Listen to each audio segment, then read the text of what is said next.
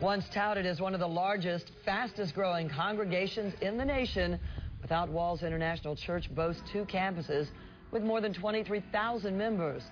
And the church, which is based in Tampa, is a cash cow, generating millions in revenue. But now, a U.S. senator wants to take a closer look at Without Walls' financial records. Did the church misuse donations? Tonight, we have 8 on Your Side team coverage into the senator's review. Stacey Scheibel has tips on how to be a responsible donor. But we begin with Jeff Patterson, who spoke with Iowa Senator Charles Grassley about the investigation. Good evening, Gail. Senator Grassley is the ranking member of the Senate Finance Committee. He's also the former chairperson of that committee. This week, he sent out letters to 6 megachurches across the nation. He wants to know about their expenditures, their finances, and their donations. It's an incredibly popular church in Tampa with a diverse congregation. According to the church's own website, the Without Walls Church brought in nearly $40 million in 2006.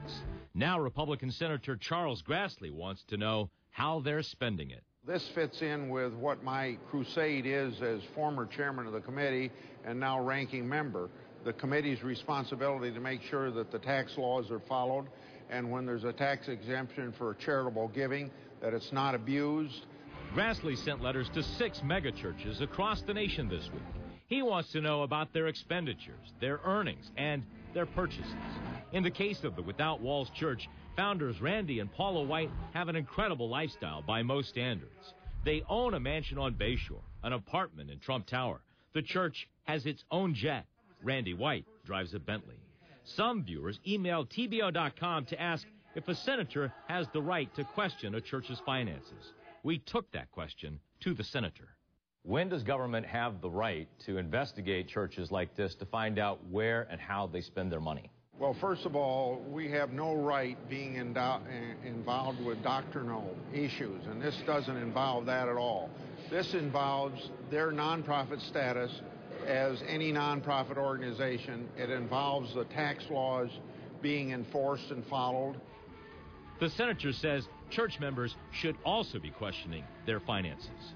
Because if I'm contributing to a church, I ought to know that my money is being used with the intent in which it was given. Grassley also wants to know why lavish expenditures are needed by legitimate churches. I think for a person like me, it's this simple. Jesus came into the city on a simple donkey. To what extent do you need a Rolls Royce to expand the ministry of Jesus Christ?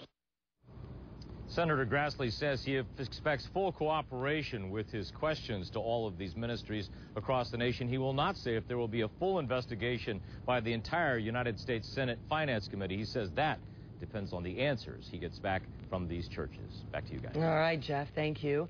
The Tampa Tribune and TBO.com broke this story at midnight, and viewers have been very quick to react. Some are more forgiving. One poster comments, "I am a member of Without Walls Central, and I see a group of sincere, giving people."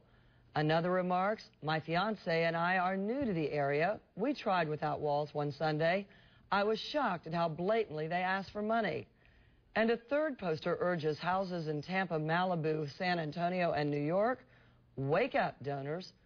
Tampa Tribune reporter Michelle Bearden will have more reaction in tomorrow's paper, but the overriding feeling is that something needs to change.